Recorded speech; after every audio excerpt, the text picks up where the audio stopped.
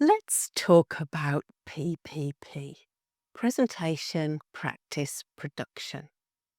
If you've been teaching for more than 5 minutes, you've probably met it. And if you've been teaching for more than 5 years, you've probably rolled your eyes at it. And I'm going to say something slightly controversial. I think PPP can be really useful, but only if you get one thing absolutely right. Let's rewind for a moment.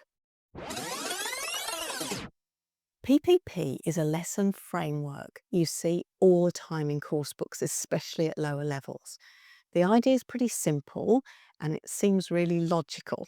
First, the presentation. You introduce the language. For example, you might present I'm going to for future plans. Give them a short story about your plans for the next week or show them an imaginary diary page, something like that.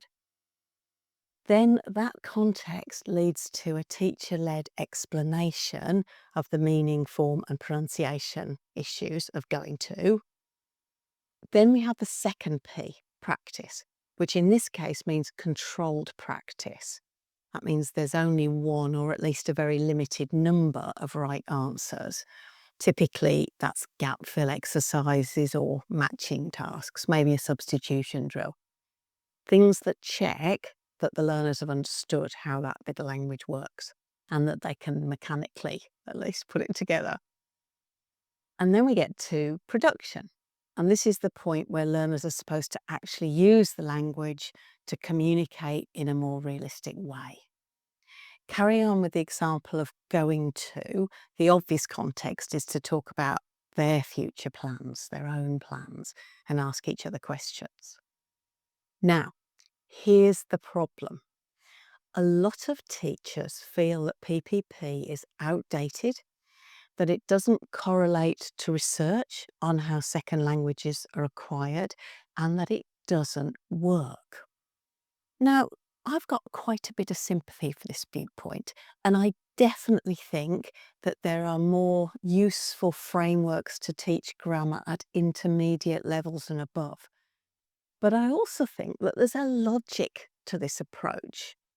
And a lot of learners appreciate that because it makes them feel secure, especially when the language is relatively new. The big problem that I've observed over 25 years of watching novice teachers use a PPP framework is that too often the lesson dies in the practice stage. That's usually because of timing issues. The presentation takes much too long, so by the time the learners get through the control practice, the lesson's almost over and the production task is just rushed in the last 5 minutes or skipped completely. So what happens is that the learners end up knowing the rules, which to be honest, they probably already knew, but not being able to use the language when it matters. And PPP gets blamed. But if you ask me, the real problem isn't PPP, it's an issue of priority. If the final P, the production, isn't the main event, then yeah, PPP is pretty useless. But if you treat presentation and practice as supporting acts, not the main headline, then PPP I think makes more sense. It's really common that learners understand the language and they can fill in the gaps no problem at all because they've got time to think and process. But when they have to navigate that language in real time and say something meaningful from the brain to the mouth, they really struggle. So that's where you need to spend the time in class. So by all means use PPP, especially with lower level learners who need the structure.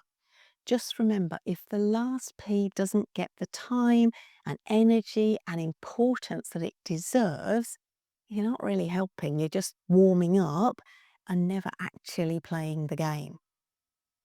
If you found this helpful and you want more support with teaching grammar in a more communicative way, I've got two great courses for you. Grammar for Language Teachers will ensure that you know the grammar that you're teaching and what's difficult for your learners. And teaching grammar communicatively will show you how to translate that into lessons that will be helpful and productive and enjoyable for your learners. Check them out at the link below. I'll see you on the inside.